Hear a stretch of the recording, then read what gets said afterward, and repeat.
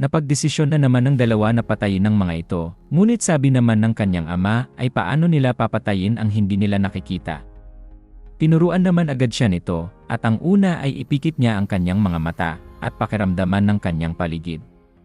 Sinunod naman agad ng prinsipe ang mga sinabi ng kanyang ama, at dahan-dahan niyang ipinikit ang kanyang mga mata. Kung gusto ng mga martial masters na pakiramdaman ang kanilang mga kalaban sa kanilang paligid, ay pinapakiramdaman lang nila ang mga vibrations sa hangin, at kadalasan ang tawag ng mga tao dito ay energy flow ng mga nabubuhay. Ngunit sa ngayon ay isa lamang ang kanyang nararamdaman na energy flow sa paligid, at ito ay nanggagaling sa kanyang ama at sobrang lakas nito. Inutusan naman siya ng kanyang ama na magpalabas siya ng enerhiya sa isang linya lamang. Habang hindi niya ito pinuputol at lalo pang mas panipisin. Isipin niyang ang kanyang katawan ay parang isang bola ng yarn. At pagkatapos nito ay unti-unti niyang hatakin ang kanyang enerhiya patungo sa kanya na para bang isang sinulid. Sobra naman ang kanyang konsentrasyon, at patuloy naman ang pagtatanong ng kanyang ama kung naabot na niya ito, hanggang sa makuha na nga niya ito, at sa palagay niya ang kanyang nakitang enerhiya ay nanggagaling sa isang puno. Patuloy pa din naman ang pagtuturo ng kanyang ama, at sinabi nito na ipagpatuloy pa ang kanyang paghahanap. Ipina-extend pa ng prinsipe ang kanyang enerhiya, at umabot ito sa mga matataas na mga damo. At dito ay mayroon siyang nakitang isang ligaw na hayop, at nagulat na nga ang ikalawang prinsipe, at nasabi niya na ito ay isang baboy damo. Ngunit hindi naman siya medyo naging sigurado dito, at nagtataka siya baka ito ay isang uso. Meron itong mga matutulis na mga balahibo, at ang katawan nito ay medyo mahaba, kaya pakiramdam niya ay para itong isang baboy damo. Sinagot naman siya ng kanyang ama na totoo nga ang kanyang hula, ito ay isang baboy damo. Medyo napapahanga naman ang kanyang ama sa kanyang ginawa. Hindi din matansya ng kanyang ama kung ano ito, dahil sa malayo ang kanilang distansya dito. Ngunit bigla naman siyang sinagot ng prinsipe na ang kanyang katawan ay madaling matuto ng martial arts, kaya't maliit na bagay lamang ang ganyang ginawa. Medyo nahahambugan naman ang heavenly demon dito, at makikita ito sa kanyang mga tingin pa lamang. Gumawa naman sila ng apoy, at sinimulang lutuin ang baboy damo na kanilang nahuli. Tinanong siya ng kanyang ama kung saan siya natuto maghunting at pati na rin ang pagluluto. Sinagot naman niya agad ito na ang lahat ay galing sa libro lamang, ngunit nagtataka naman ang kanyang ama, at para bang isa siyang propesyonal sa paggawa ng mga ito para sa isang taong nagsisimula pa lamang. Sinagot naman siya ng prinsipe na masaya ito. At iyon ang kanyang tingin dito sa kanya. Napaisip siya na ang lahat ng kanyang mga skills ngayon ay dahil napakatagal na niyang naghahunting para lang mabuhay bago ito bumalik sa nakaraan. Pinaghanda naman niya ng maupuan ang kanyang ama, at sinabi niyang may silbi din pala ang kanyang pagdadala nito. Nagtataka naman ang kanyang ama kung gusto ba niyang makipaghunting dahil gusto niya itong i-impress para piliin siya bilang isang tagapagmana. At hindi naman ito ang kanyang intensyon, kayang-kaya naman niyang maging tagapagmana kahit na hindi niya ito tulungan, kaya't napapahanga na lang ang kanyang ama sa kanyang kumpiyansa sa sarili. Tinanong naman siya uli nito na kung ano ba talaga ang kanyang layunin at bakit siya nito gustong samahan maghunting. Dalawa lang naman ang kanyang rason, ang una ay gusto nito matuto sa kung anuman ang patungkol sa martial arts galing sa kanyang ama para mas lalo pa siyang lumakas, at sa tingin nito ay nagtagumpay siya sa kanyang unang layunin.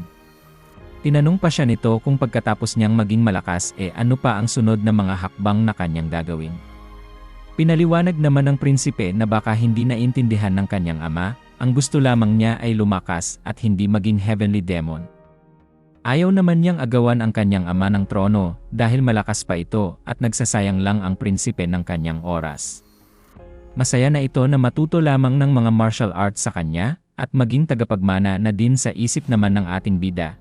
Ay nais niyang matuto ng Calamity's demonic arts at mamaster ito sa lalong madaling panahon at malampasan pa kung kakayanin. Dahil kahit ang kanyang ama na master ang 9 Calamity's demonic arts, ay natalo pa rin ni Wamog kahit man lang mamaster niya lang ito. Ang pangalawa naman niyang rason ay makapagbanding sila ng kanyang ama dahil ngayon pa lang nila ginawa ito. Binara naman siya ng kanyang ama at sinabing napakawalang kwenta ng mga feelings na iyan at magreresulta lang ito ng kanyang pagkamatay. Hindi naman nangangamba ang prinsipe na kasama niya ang kanyang ama dahil sinabi pa nito na siya ang pinakamalakas na tao sa buong mundo. Bigla namang napailing ang heavenly demon at para bang may mabigat itong nararamdaman, napansin naman agad ito ng prinsipe. Kahit subukan pa niyang alalahanin ang kanyang ama, ay para bang wala siyang memories dito. Dahil ang mga alaala ng takot dito ay hindi masasabing memories. Napapaisip naman ang prinsipe na sa pangalawang buhay niya ngayon, gumagawa siya ng mga magagandang memories para sa kanyang sarili at hindi para sa kanyang ama. Kinaumagahan, sa lugar na kanilang pinagtulugan, ay umalis na agad ang dalawa. Ngunit sinabi naman ng kanyang ama na hindi agad sila aalis dahil sumama siya sa heavenly demon, kaya't dapat siyang makapatay kahit na isang tigre man lang bago sila umalis sa lugar na ito. Nagtataka naman ang prinsipe dito, pinapagmadali naman siya nito at sumunod agad ito sa kanya at medyo na-excite naman ang prinsipe kaya't nagmamadali na agad siyang sumama. Nang makarating na ang dalawa, ay inutusan naman agad siya nito na ipikit na naman ang kanyang mga mata. Ang kanilang target ay nasa gawing kaliwa at ito ay mas malayo kaysa sa una nilang nahuli. Patuloy pa din siyang tinuturuan nito at sinabi na ihalo niya ang kanyang energy sa hangin sa paligid. Napapaisip naman siya na sa tagal niyang sinusubukang matuto ng martial arts, ay hindi niya naisip na ipaghalo ito sa hangin. Wala namang magtuturo sa kanya at wala ni isang martial master ang ganito ang pagtuturo. Pinakawalan naman niya agad ang kanyang energy at sinubukang pakiramdaman ng hangin sa paligid. Hindi naman niya alam kung ano ang gagawin at paano paghaluin ang hangin at ang energy. Sinubukan naman niyang palibutan ang hangin at medyo naintindihan na niya kung paano ito gagawin. Para mapaghalo ang hangin at energy ay kailangan niyang palibutan ito at patuloy pa din niyang pinay-extend para maghanap ng ligaw na hayop. Kinalaunan ay meron siyang naramdaman at ito nga ay isang tigre. Nagulat naman siya at meron pang ang tigre sa lugar na ito. Ngunit parang hindi naman natutuwa ang kanyang ama na nakaramdam siya ng tigre. Sinabi nito na huwag siyang magpapakampante at mas maganda kung mas marami siyang mapapakawalang energy dahil kung mas marami siyang linyang magagawa ay mas mataas ang kanyang pag-asa na mabuhay sa lugar na ito. At ang huling dala ng prinsipe ay alak, nag-inuman naman ang dalawa at nasabi ng kanyang ama na masarap ito. Nagdahilan naman ng prinsipe na medyo matapang ang alak na ito sa kanya, ngunit nagsisinungaling lang siya at wala itong tama sa kanya. Ito ay para lang makapag-usap sila ng mas matagal. Sinabi naman ng kanyang ama na wala ni isa sa kanyang mga demonic cult members ang magrereklamo sa sobrang tapang ng isang inumin. Sinabi naman ng prinsipe na mas importante sa kanya ang tapang ng kanyang puso kaysa sa isang alak lang, at sinagot naman siya ng heavenly demon kung kaya niya itong patayin gamit ang kanyang tapang ng puso. Hindi naman niya agad ito masagot at nagpatuloy na lang silang mag-inuman. Dahil sa mga oras na ito, ay nagkaroon sila ng pinakaunang masinsinang pag-uusap. Nang bumalik na sila sa kanilang mansyon, ay makikita naman ang ating bida na nagko-concentrate. Matapos siyang mag-focus sa pagte-training simula ng kanyang pagbalik sa nakaraan, ay kaya na nito na paghaluin ng kanyang energy at ang hangin sa kanyang paligid, at kaya pa niyang gumawa ng 3 hanggang sa 4 na mga linya nito. Hindi naman inaasahan ng prinsipe na tuturuan siya ng kanyang ama, at napakalaking tulong nito para makadetect siya ng mga kalaban sa kanyang paligid. At kung mas lalo pa siyang magko-concentrate sa pagte-training ay pwede itong makagawa ng higit pa sa 10 mga linya at posible niyang ma-detect pa ang mga may stealth na ability gamit ito. Pero bigla naman siyang nakaramdam ng panlulumo dahil ang kanyang ama mismo ay natalo ni Wamog nang sumalakay ito sa kanilang pavilion. Ang lugar nila na kung tawagin ay Heavenly Demon Pavilion ay napakaraming mga barrier at napakarami din ng mga tagabantay nito. Sa timog nito ay makikita ang Demonic Swordsmen ng Northern Heaven's Sword. Sa hilaga naman ay ang Demonic Bladesmen ng Southern Heaven's Blade. Sa silangan nito ay makikita ang Iron Fist ng Fist Faction of the Undefeated Blade. Sa kanluran ay makikita ang Demonic Sorcerers ng Western Illusion. Sa hilagang silangan naman ay ang mga Faceless Swordsman. Sa southeast naman nito ay makikita ang mga Drunken Swordsman. Sa southwest naman ay ang mga Poison Fangs na nagre-research sa lahat ng mga klase ng poison. At ang panghuli ay ang northwest na makikita dito ang mga baliw na mga monghe na naniniwala sa mga demonic bodha. Noon, akala ng ating bida na sumalakay ang mga kalaban galing sa labas, pero napagtanto niya na ang mga defense sa labas ay hindi masisira. Sigurado naman ito na mayroong isang traitor sa lahat ng mga 8 Demon Supremes na ito, at ang responsable sa pagpapasok kay Wamog kung nasaan mismo ang kanyang ama. At posible pa nga na hindi lang isa ang traitor, ngunit hindi naman ito nakita. Pero kahit sa ganun ay kahit sino pa man sa 8 Demon Supremes na yon, ay itinuturing niyang traitor. Matapos ang pagkamatay ng kanyang ama, ay wala ni isa sa 8 Demon Supremes ang naghangad ng paghihiganti kay Wamog, at ipinasara pa nga nila ang demonic cult. Mangyayari pa naman ang lahat ng ito malayo pa sa future, at kilala niya lahat ang 8 Demon Supreme. Alam na alam din niya ang mga buhay ng mga ito, at kung papaano sila namatay. At sa ngayon ay napag-isipan ng prinsipe na gagamitin niya ang lahat ng mga 8 Demon Supremes para sa kanyang kapakanan.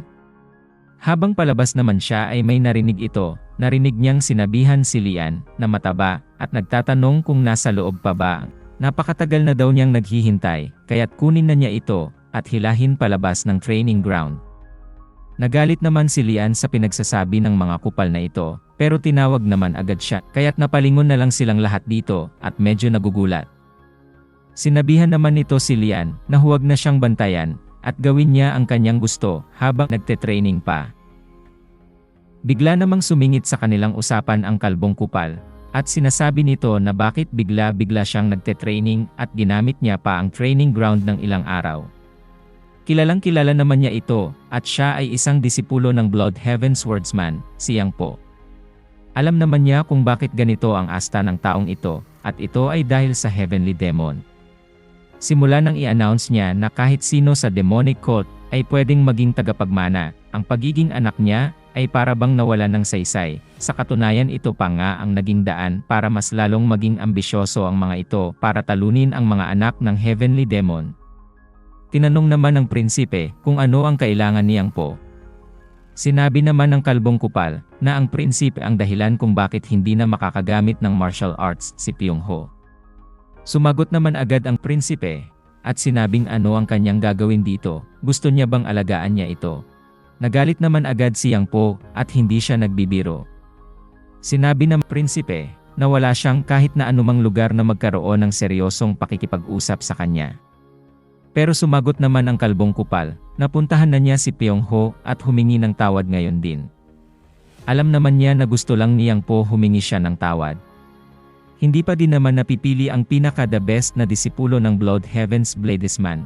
Kaya't alam niyang nagpapasikat lang ang mga ito para sila ang piliin. Gusto naman ng kalbong kupal na ito na mag-apologize ang prinsipe para hindi maging masama sa paningin ng iba ang Bloodhaven's Bladesman.